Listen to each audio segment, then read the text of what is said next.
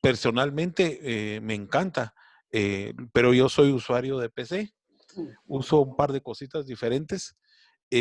Posiblemente el caso de Marvin, él arregla más, produce más en música, yo hago menos, y en cambio yo grabo más, lo que a veces en chiste decimos lavo ajeno. Me mandan mezclas otras gentes, me mandan producciones otras personas para que yo las mezcle. Grabo mucho, como les digo, gente en vivo. Entonces, el Pro Tools en ese sentido creo que es un poquito más ágil en ese sentido. Lo que pasa con Pro Tools es que Pro Tools no da nada de gratis. Pro Tools todo hay que comprarlo, es muy poco lo que viene en el arsenal de Pro Tools de fábrica, entonces uno tiene que recurrir a comprar plugins para Pro Tools, tanto de instrumentos virtuales eh, como proceso de la señal, efectos y toda la cosa. Siento que Pro Tools es muy ágil en la parte, por lo menos yo lo siento más así, en la parte de edición.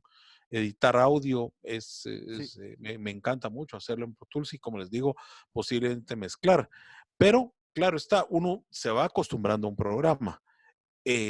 Ya no piensa dónde están las herramientas, ya no están donde las ventanas, uno ya sabe contarse las pulgas con el programa.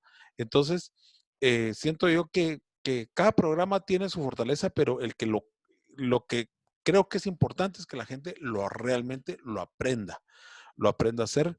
Pro Tools, por ejemplo, posiblemente hay una gran frustración la primera vez que se abre porque uno no sabe ni por dónde entrarle. El gran secreto de Pro Tools es saberse muchos de los shortcuts. El primer examen de Pro Tools, el 101 famoso, 35 de las 50 preguntas son shortcuts, ¿ya? Entonces uno se da cuenta que eso eh, bueno, no sé, es cuestión de enfoque. Hay que entender de que Pro Tools también su fortaleza está en que ellos son parte del mundo de Avid y prácticamente el 99% de las películas que se editan en Hollywood se hacen con Avid. Entonces ahí viene esa fortaleza de unión empresarial que hace que sea. Porque por otro lado, hay otro programa al que yo respeto mucho y me encanta mucho, que es Cubase. Cubase se usa mucho más en Europa, pero Cubase es poderosísimo. Muchos hablan de que Cubase fue el que dignificó la PC. Ellos son los inventores de los ASIO drivers, ellos son los inventores de los BSTs. Es un programa agilísimo, pero totalmente diferente, con no un concepto gringo, sino un concepto europeo del asunto. Alemán. ¿Ah? Alemán. Un concepto alemán. Más que todo. Alemán, sí, Steinberger es la dueña y encima tienen mucha plata ahora detrás porque Yamaha es la dueña de Steinberger. Entonces es muy lindo y lo que tiene es mis respetos, pero yo creo que al final, si usara otro programa en la PC sería Cubase, que creo que es un programa que está más cerca a nivel de producción de audio que lo que está Logic. No sé qué pensás, Marvin. Sí, yo trabajé durante 5 años con Pro Tools. Llegué hasta el Pro Tools 8. De hecho, en la empresa donde estaba, creo que fuimos los primeros que tuvimos Pro Tools 8 en ese momento. Hasta ahí llegué. De hecho, cuando me fui a estudiar, tenía que hacer, creo que 5 o 6 arreglos. Y tenía Logic, ya que el maestro me lo había dado para que yo lo probara.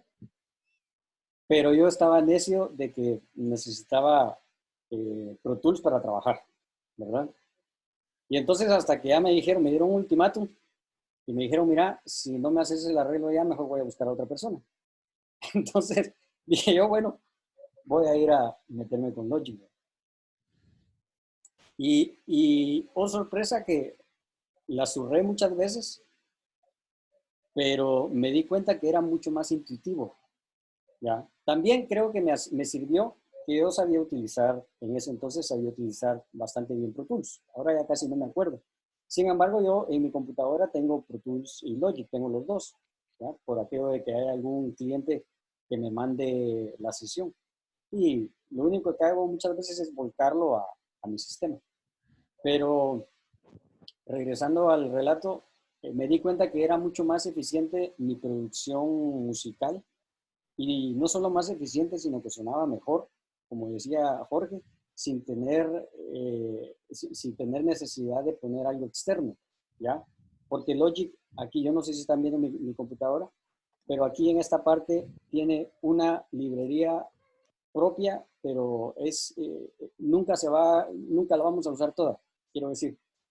Y aparte de eso tiene loops y toda la cosa, que solamente con eso uno ya podría dedicarse perfectamente a producir. Y hay muchas canciones.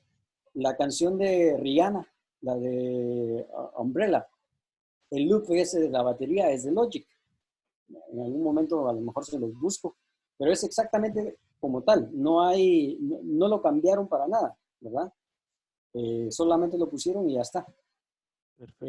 A lo que quiero decir es que de verdad no importa en realidad con qué quieran ustedes trabajar. Ustedes pueden convertirse en unos expertos en Pro Tools o unos expertos en Logic. Lo que tienen que hacer es, pues obviamente, estudiar. Si van a meterse a trabajar con Pro Tools, contraten el one-on-one y sáquenle provecho a eso. Si van a meterse a estudiar con Logic, hagan exactamente lo mismo, ¿verdad? Es decir, ninguno de los dos software va a ser tan intuitivo que no sé nada y voy a comprar el que más fácil sea. No es así la cosa, ¿verdad? Los dos tienen su curva de aprendizaje y los dos van a ser eficientes, lo eficiente que la persona que lo utilice sea. Totalmente. Hasta ahí. Me entró otra preguntita que creo que me parece, bueno, dos preguntas más que están interesantes. Una, a la hora de grabar en vivo, a la hora de hacer una grabación en vivo, ¿qué esperan de tanto lo que está pasando en sala, lo que está pasando en monitores y qué técnicas les gusta utilizar para capturar el ambiente o para hacer, cómo trabajan las grabaciones en vivo? Bueno, voy a empezar yo que soy un poquito perro apaleado en esa situación.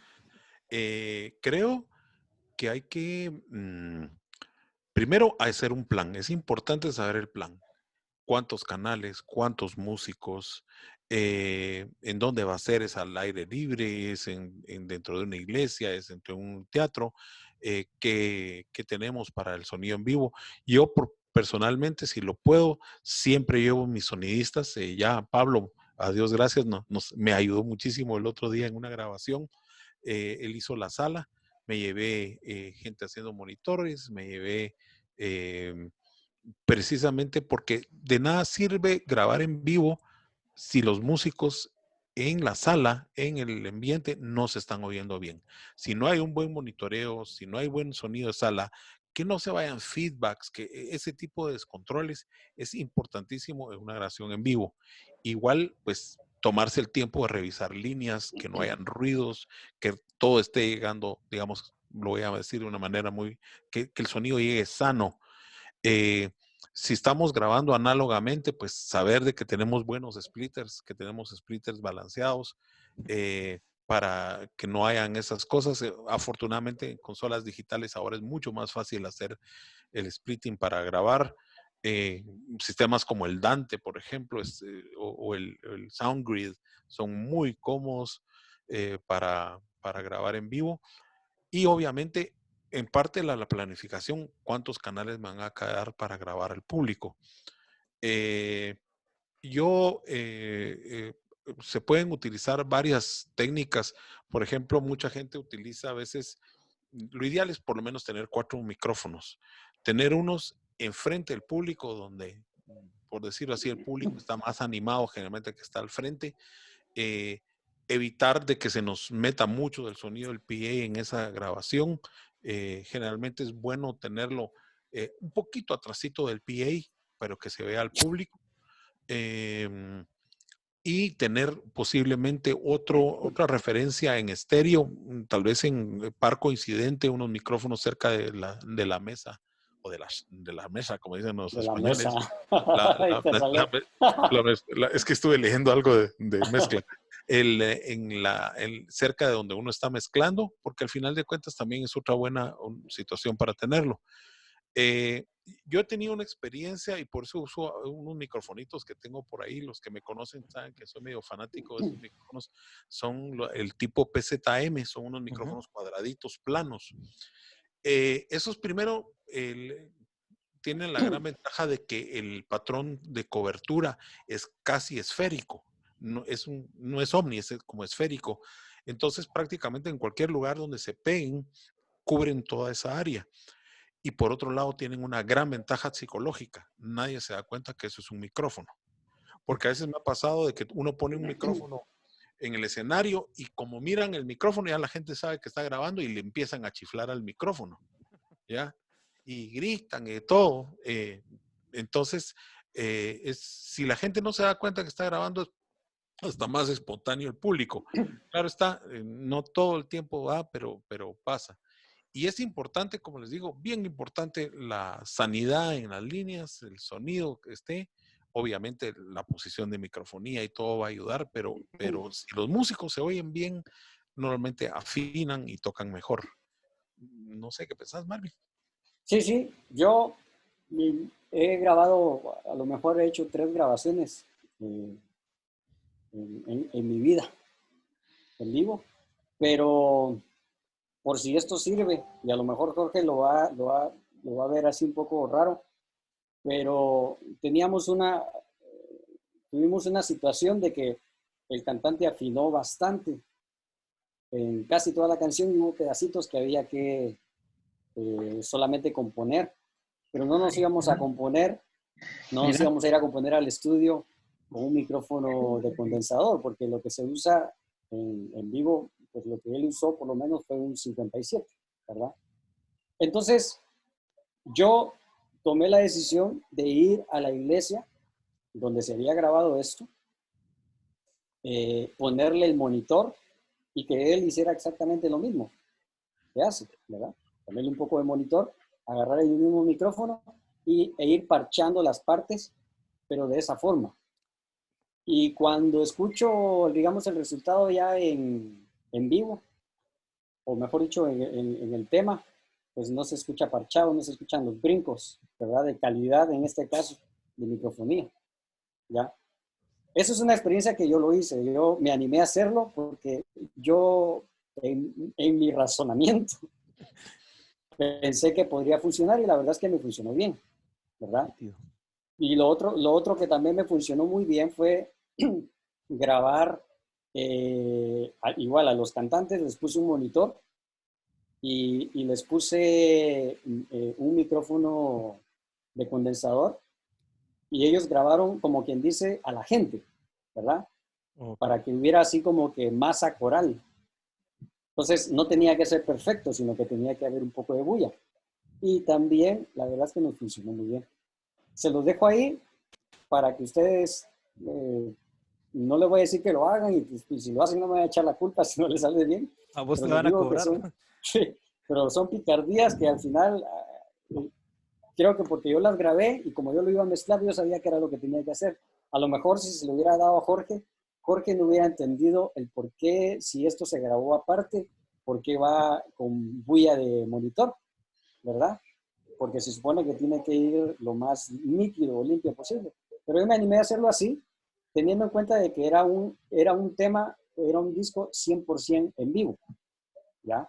Aquí no había parches, sino que todo se hizo como la vieja escuela, que se grababa todo a la vez y después al estudio se iban a poner cositas, ¿verdad? Un doubling de la guitarra, un doubling de esto. No íbamos preproducidos con secuencia, ¿verdad? No sé si eso les puede decir, pero... Sí, solo acotando eso es totalmente cierto. Algo que puede ser muy horrible es que suene una cosa parchada. Hay que tratar aunque haya que hacer postproducción en el estudio, o se repite toda la canción para que el track tenga por lo menos consistencia de que suene todo bastante parejo, o sencillamente tratar de recrear lo más posible como se hizo en vivo. Obviamente, a veces hasta yo he tenido que meterle ruido, porque resulta que hicimos un parche y el parche está limpísimo y no suena como suena el otro, entonces he tenido que irme a robar ruido de otra parte de la grabación y meterlo precisamente para poder recrear y que no se oiga parchado eso. A veces, y sobre todo a veces con la diferencia de micrófono, no es lo mismo cómo va a sonar cualquier micrófono de condensador de estudio a como suena algo de lo que usamos en vivo, aunque sea un buen micrófono de condensador también, pero son diferentes y en diferentes situaciones. Hasta los pres, ¿verdad? Los pres de las Totalmente. consolas en vivo también tienen su colorcito, entonces puede ser. Y en todo esto hay una palabra bien cruel: presupuesto y tiempo. Dos palabras, no solo una. ¿Cuánto tiempo tenemos para montar? ¿Cuánto tiempo tenemos para prueba de sonido? Eso es vital en la sanidad de una buena grabación. Y la otra cosa es el presupuesto, porque digamos que si no lo tenemos todo, pues hay chance de rentar, hay chance cuánto gente puedo llevar. Todas esas cosas también afectan un poco la calidad. Muchas veces pasa, bueno, tengo 31 canales y solo tengo una consola de 32, pues bueno, pues el público va a tenerse que ir en mono y después le voy a tener que hacer un pseudo estéreo para, para llenar las bases, o grabo en mi computadora directamente con una interfase el público y después agrego esos otros dos canales para tener suficiente, porque muchas veces no se tienen todo lo que uno quisiera. Entonces hay que ser creativo, inventivo, pero sobre todo creo que lo que más hay que pelear es por tiempo. Tiempo para armar, tiempo para probar, tiempo para estar seguro de que va a haber menos problemas posibles. Por ahí creo que dejaría lo de en vivo. Sí, una cosa, Jorge, yo recuerdo que cuando fuimos a hacer la grabación, hace como 2 años creo que fue, Sí. una cosa que yo noté en base a otras personas con las que yo he hecho sala ahí y han grabado, es que usted decía algo de los micrófonos en la consola. Alguien que llegó a grabar puso un micrófono binaural que viene en una cabecita. Sí. Pero cuando lo escuchamos por el nivel de presión que estaba en el lugar, no sé si en algún momento verificó que estaba grabando ese micrófono porque realmente estaba súper saturado. Entonces, eso fue creo que un gran problema porque el ambiente de la grabación quedó, pues la verdad no se podía usar, no se podía utilizar Es, en lo absoluto. es por las prisas. Exactamente. O sea, yo no le quiero echar la culpa a impericia de alguien, sino es por las prisas que una grabación en vivo de ese tamaño, con 48 tracks en vivo, con 8 cantantes, metales, Sí, percusión y toda la cosa. Viste, la vez que nos fuimos 3 días antes, porque exacto. yo sé lo que adolecen, y sobre todo porque llegamos a cambiar el sonido de la iglesia. Totalmente. ¿Ya? Como lo tenían armado, no nos servía para nada para tener, y como te digo, al final de cuentas, tenés que, como que en cierto modo, garantizarte la calidad eh, de que los músicos se sientan lo más cómodos posibles para tener una mejor calidad, aunque mucho después se vaya a postproducir. Eso creo que nos llevaría a la siguiente pregunta, Marvin y Jorge, es ¿qué tanto queda tanto de los instrumentos virtuales en las producciones finales o de lo que se graba en vivo, qué tanto queda en el producto final? Pues fíjate vos que eso va a depender de qué tanto preproduzcas vos, Ok, ¿verdad? Si vos llevas, imagínate que adelantás, ¿verdad? A todo y haces el arreglo de voces antes, entonces ya pones a 4 cantantes, 3 cantantes que te van a grabar y probablemente lo vas a dejar grabado, pero solo los vas a incluir dentro de lo que vos ya grabaste. No sé si me explico. ujú, Como ujú. quien dice, para que tenga ese su desafinadito, que es bonito, porque es en vivo, ¿ya? Eh, pero al final, lo que no hay que hacer es sobreproducir. Que si se entiende que es en vivo, el problema ahora, y me voy a meter un poquito con la Mara que graba cristiano, el problema ahora es que sobreproducimos las cosas, que quieren que esa cosa venga con 6 pads estéreo, venga con todas las guitarras posibles del caso, y entonces venga con 3, 4, 5 tracks de loops, aparte la batería.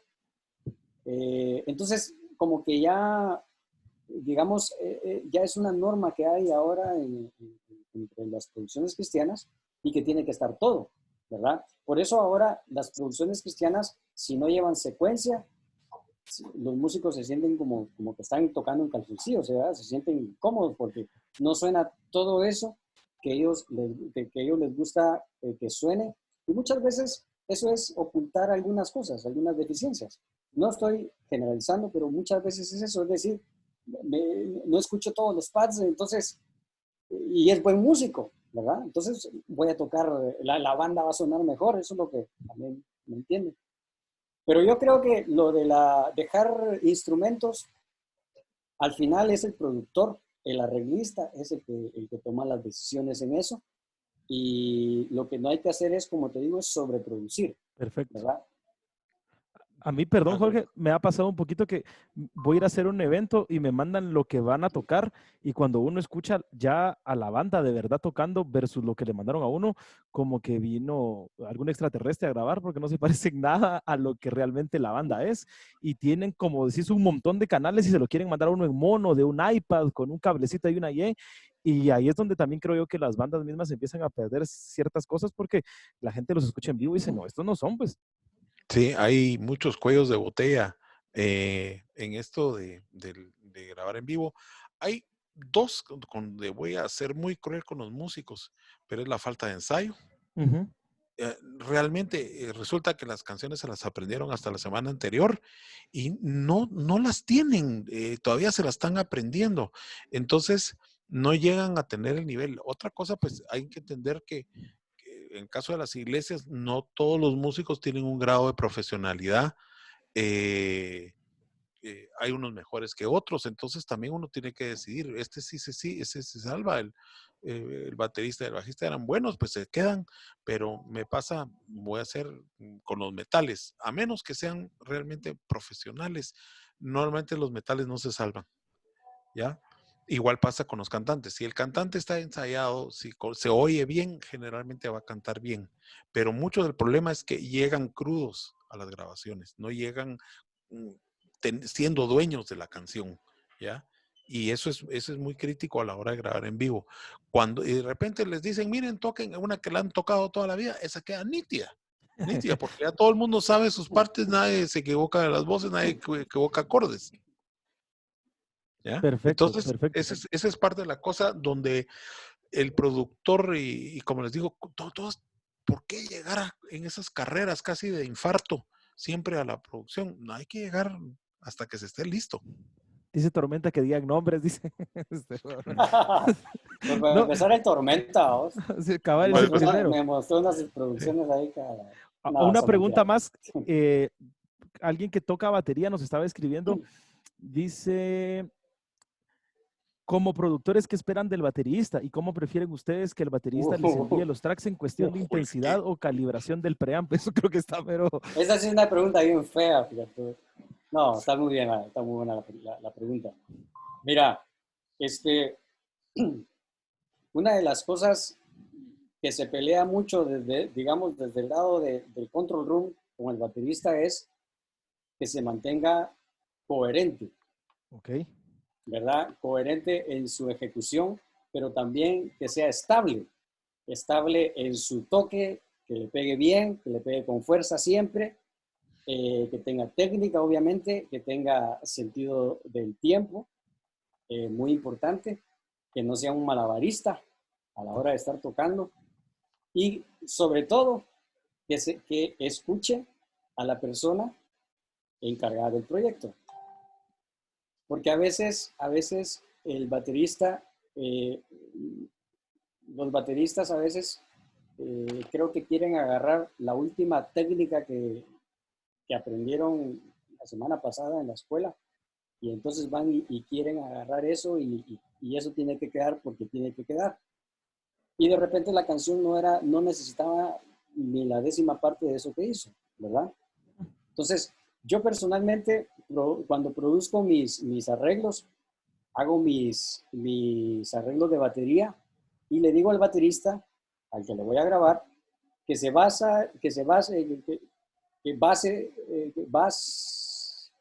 que grabe en base a lo que yo le estoy mandando, pero que lo haga más rico, ¿verdad? Y normalmente, pues yo trabajo con un baterista que tiene mucha experiencia también en grabar y él sabe qué es grabar comercialmente, ¿ya? Esa es una palabra que probablemente aquí en Guatemala todavía no entendemos al 100, ¿verdad? Comercialmente no es qué tan habilidoso sea. Comercialmente es que que cuando yo escuche la canción, yo diga, qué buena canción. Y no diga, ala, escucha lo que hizo la batería. Eso no es lo que yo quiero cuando yo produzco un tema, ¿verdad? Ni que te des cuenta en el bajo, ni que te des cuenta en la guitarra. Yo quiero que esa canción te guste. O sea, cuando decís, me gusta esa canción, estás diciendo, me gusta todo lo que estoy escuchando. ¿Ya? Entonces, el baterista tiene que ser bastante coherente para tocar. Si no es una persona que tiene ideas creativas en una producción, sí es vital que escuche a las personas y que se deje guiar. ¿Ya? Perfecto. Acotando con lo que dice Marvin, es exactamente lo mismo. Yo prefiero 1000 veces un baterista sólido, que vaya sabroso dentro de la canción, que respete las figuras y sobre todo que no coma ansias, porque a veces muchos de los problemas pasa siempre que voy tocando y me toca un fill, pero el compás antes del fill ya corro porque siento que no voy a llegar al fill. Esa ansiedad que pasa, esto tiene que ver con técnica, tiene que ver con práctica. Me pasa que a veces los músicos, y no solo con los bateristas, quieren tocar arriba de su verdadera capacidad técnica y quieren hacer cosas más difíciles que con las que todavía no están entrenados, el baterista, el músico tiene que tocar y que le fluyan las cosas, no de que esté todo al borde del caos, ya, porque esa figurita de sietío de semifusa no le salió y entonces las cosas se oyen forzadas, se oyen mal. Y uno normalmente, sobre todo si estamos hablando de mainstream, si estamos hablando de géneros populares, estamos hablando que es para el pop, para que la gente lo oiga, no necesitamos, yo personalmente también peleo mucho con eso de que ese malabarismo musical, cuando es una canción que solo son 3 acordes y no hay mucha figureo y muchos parones, no, siento que es abusar un poco, pero eso tiene que ver con el arreglo y el baterista también tiene que entenderlo. Prefiero mejor un baterista sólido, estable dentro de la canción, con buen sonido, que es otra cosa importante.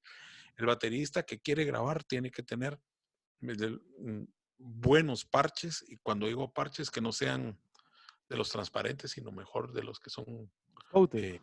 coated, sí, son mejor para grabar, dan mejor tono. Igual pasa con los platos, tener Perfecto. buenos platos, ya, porque eso lo agradece y obviamente pues una buena batería es mucho más fácil de microfonear, pero realmente lo importante es el baterista.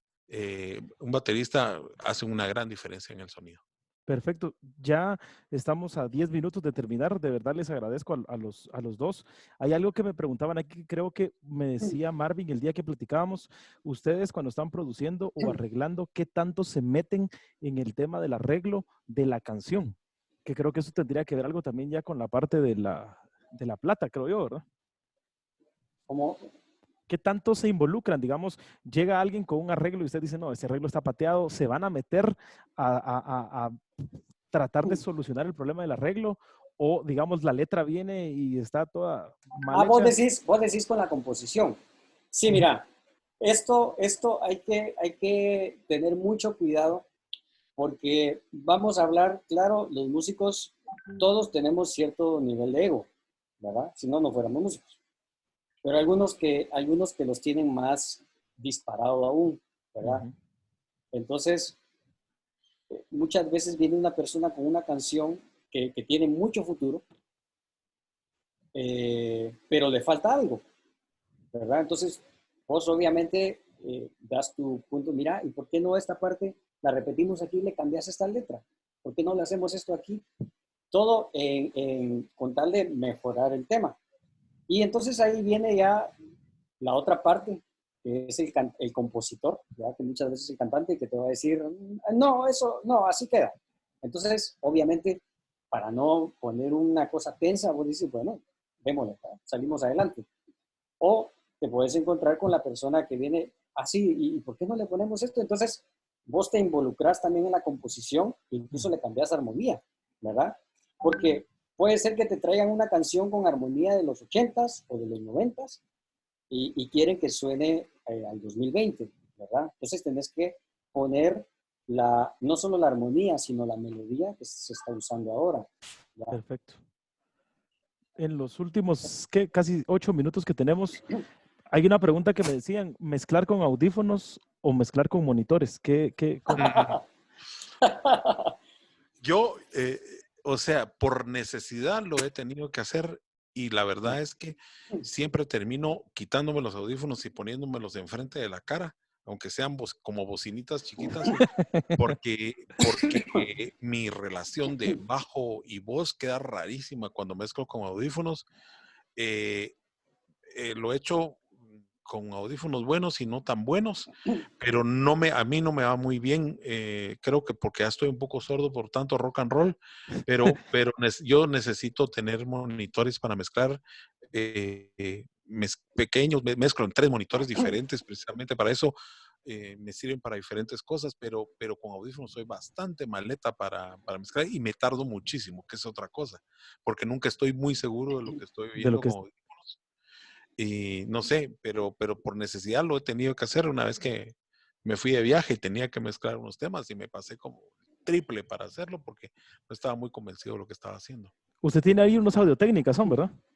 Sí, ahorita tengo los Audio-Técnica, los M50, sí, y tengo por ahí también unos Sennheiser y obviamente pues unos buenos monitores de audífonos, perdón, te tienen que dar una respuesta bastante plana, clara, pero sí me cuesta bastante mezclar con audífonos. Perfecto. Fíjate que yo mezclo con audífonos. De hecho, hay un disco completo, 2 discos completos que los mezclé cuando estaba empezando, porque cuando regresé solamente tenía esos audífonos y mi computadora, ¿verdad? Porque no tenía ni en dónde caerme, ni para una hamburguesa, muchacho.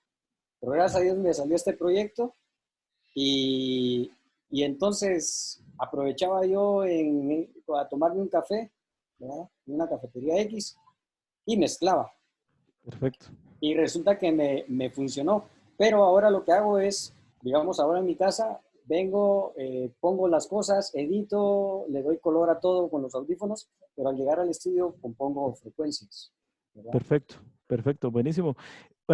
Para ir terminando, a mí me gustaría que pues, nos hablen un poquitito, que algunos me preguntaron que es gente que no está aquí en Guatemala, que hay gente que está en Boston, gente que está en Colombia, gente que está en Ecuador, amigos de otros lados. Tal vez en unos 2 minutos, Jorge, más o menos, ¿dónde pueden buscar trabajos suyos? ¿Cómo lo pueden contactar y todo?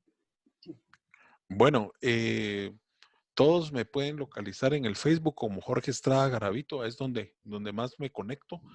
Eh, también mi correo, me pueden escribir mi correo que es audiotrack.guate@gmail.com. No tengo nada posteado personalmente, pero sí puedo decirles que empecé mis primeros pines, fui sonidista a 22 años de Alush Nahual. De ahí que me identificaron mucho con el rock and roll, entonces prácticamente grabé con todas las bandas de Guatemala, he grabado, bueno, para el mundo cristiano, hice todo lo de Box Day, lo hice yo y de hecho hasta hice arreglos ahí y toda la cuestión. Box Day, todos los discos. eh, pues siempre trabajé con Alush Nahual, hice Radio Viejo, hice Bohemia Suburbana, hice Viernes Verde, todas las bandas de rock. He trabajado muchos proyectos cristianos. Voy a ir totalmente del otro lado. Con Marvin hemos trabajado bastante, pero he hecho de los 35 discos que he hecho 19 de Francisco Orantes, cantante cristiano ranchero. He trabajado con Palabra en Acción, he trabajado con Betania, he trabajado con Verbo, he trabajado eh, eh, con mucha gente con el que trabajamos también juntos, es con Malin Villagrán. A veces yo le mezclo, a veces lo grabo, él me hace guitarras. eh, Igual creo que con Marvin hemos trabajado mucha gente. Eh, Voy a dejar más los cristianos a Marvin, perdón. No, hemos trabajado muchos proyectos por ahí, pero por ahí me pueden ir detectando Perfecto.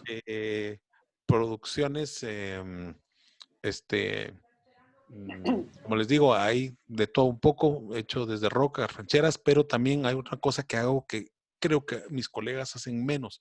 Trabajo mucha música clásica, académica, Tengo muchos amigos, tuve la oportunidad de trabajar con mis maestros, con Sarmientos, con Del Carmen, con mi maestro de música, Dieter Lenhoff. Entonces, he hecho cuartetos, he hecho sinfónica, he hecho ópera, eso también pues, me encanta hacerlo y es algo que cuando estudié audio en Estados Unidos tuve la oportunidad mucho de trabajar con la Sinfónica de Atlanta, entonces agarré un poco de colmillo con eso. Excelente. Pues más o menos, por ahí. Gracias. Pues Son muchos años. a mí me pueden encontrar también en Facebook por Marvin Lima, productor musical. Y tengo un SoundCloud que es, déjenme ver, se meten a su SoundCloud, a su cuenta, y es, digamos, soundcloud.com/Lima Music-2. Y Lima entonces ahí, Music-2. -2. Ahí pueden escuchar pues, parte del trabajo que yo he realizado. Perfecto. Está a punto de terminarse. Perdona que te interrumpa. Gracias de verdad a los dos. Yo creo que otro día, si tienen tiempo, pudiéramos hacer algo. Y a todos los que estuvieron, si los pueden contactar, seguirlos y estar al tanto de ellos, yo creo que sería buenísimo, de verdad. Gracias a los dos por hacer un tiempo. Buenísimo. Pues Saludos a todos. Muchas gracias a todos. Sí, creo que nos quedamos picados, ¿verdad, Marvin? Sí, de plano, vamos a hacer otro. Sí. Gracias a todos por su feeling y qué bueno que se conectaron.